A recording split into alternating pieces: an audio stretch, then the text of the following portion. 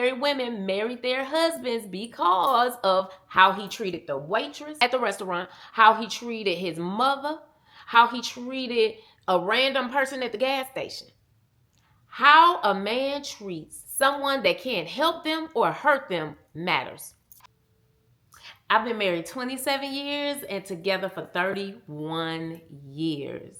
And you know what? There is a conversation that happily married women have amongst each other that we don't have anywhere else. Not with our single friends, not on social media, especially not with our husbands. And what that conversation is, why we said yes to who we said yes to. Why we chose the one that we chose. And you know what? Most of it has absolutely nothing to do with what young women are being told to look for today. Sometimes I be feeling a little sorry for these young men because they be expecting so much.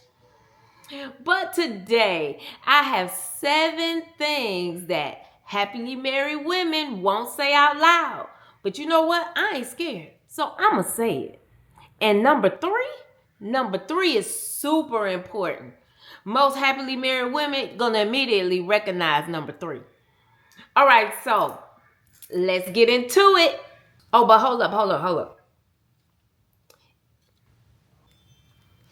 Hold on, before I get into it, let me say, if you're single, if you're engaged, if you hadn't been married long, if you've been married for a long time and you just want to hear the quiet part said out loud, this video is for you. All right, come on now, let's get into it. Point number 1, she didn't marry her husband because she was so in love with him. She married him because he was so in love with her. Okay, now hold up. I can hear y'all talking. And I'm not saying that you don't love him as well. What this means is that you're opening up your heart to receive a love that you truly deserve. It's like putting yourself in the place of not accepting crumbs, but getting a full meal, you know? But you start choosing somebody that shows up for you fully. They cherish you. They adore you. They love you openly. You're not number 3. You're not number 2. But you number 1. And in a healthy relationship, you love them too. How could you not love somebody that loves you? You love them deeply. You love them genuinely because they're caring for you. A lot of times people allocate those people as friends. You put them in the friend bucket. Oh yeah, I love them, but they are just a friend. But when you really and truly value yourself and you love yourself, you open up your heart to receive the kind of love that you deserve. That kind of love is not imbalance, but it's alignment. Alignment. Point number 2, she didn't marry him because he was so fine. But she married him because of his commitment.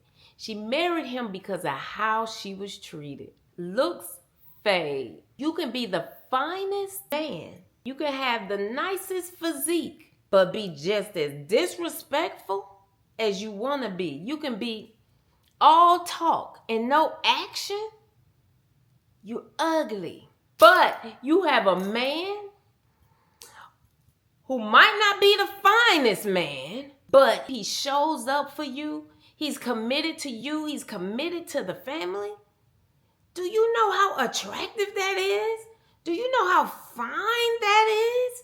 Happily married women focus on action, not words, and not the physical appearance. I don't care how straight your teeth are or how white your teeth might be. If you disrespectful, you're not attractive.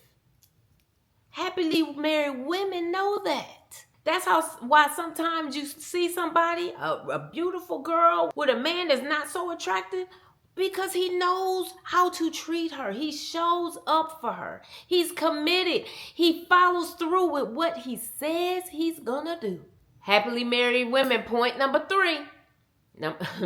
Point number 3, happily married women married their husbands because of how he treated the waitress at the restaurant, how he treated his mother, how he treated a random person at the gas station.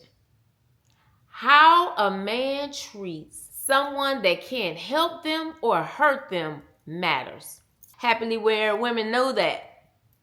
Oh yeah, I watched my husband. I loved the way he treated his mother. I loved the way he treated his sisters, his grandmother. I loved the way he had a caring heart and he treated people with compassion. That's what matters the most. Not the date night guy.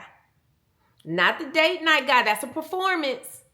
You have to spend time with him. You have to observe him. You have to watch his tone.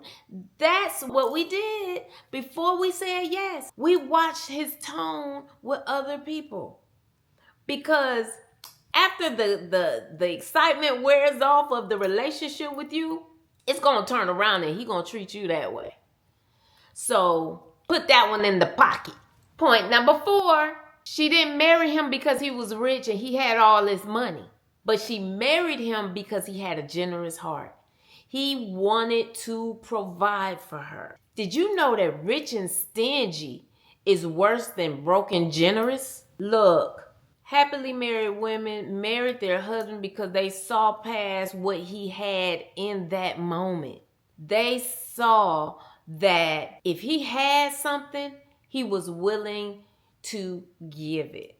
I just remember a story where a young lady was with a guy and he didn't have much, but she was willing to build something with him. So they were dating. And when he finally got a job and he was working, he got paid. Now, mind you, they had a baby. He got paid and he went out to the mall and bought himself some shoes. Red flag. Red flag. You want to find someone that when he gets something, he wants to give it to you. He wants to see what the family needs.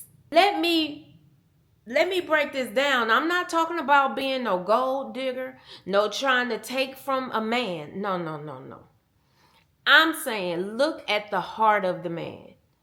If he at least offers it, it's not that you even have to receive it. You're looking deeper because you're looking to see what is truly in his heart.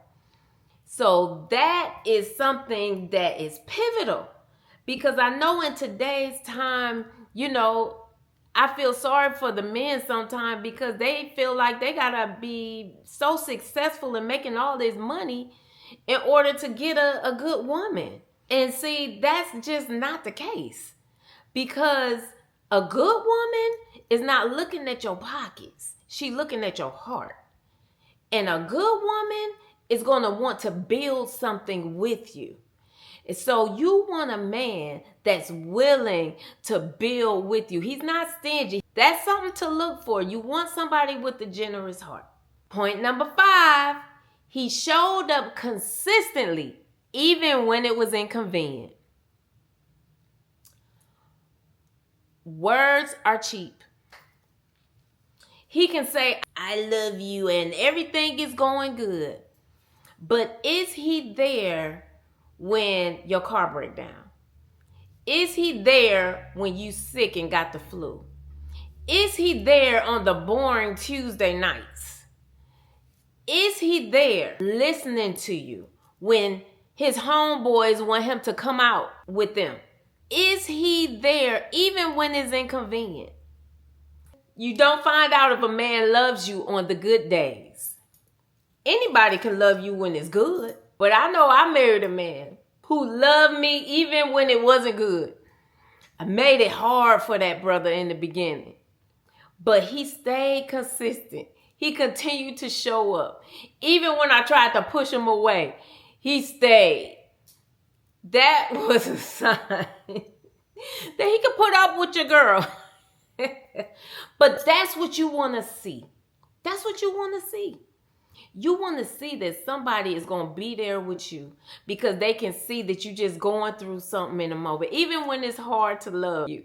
Point number 6, happily married women marry their husbands because she can be angry, she can be sad, she can be dead wrong, but still feel safe with him.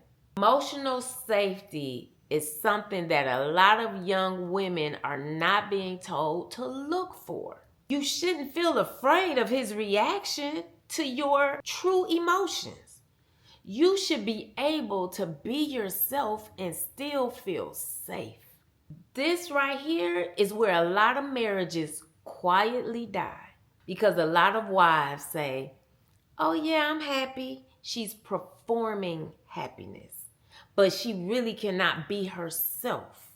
You want to be with somebody who you can be yourself with them and still feel safe. Don't feel like you are a project, like they're working on fixing you. You know, they're correcting you at every chance they get.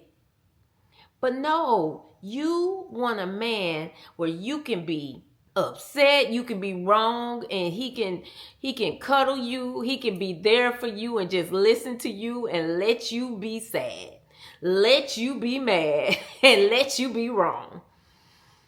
That is invaluable. You don't want to get with somebody who, like you're performing to be with him. You should be able to say, I don't have to be okay for him to be okay. That's what safety truly means. Point number 7.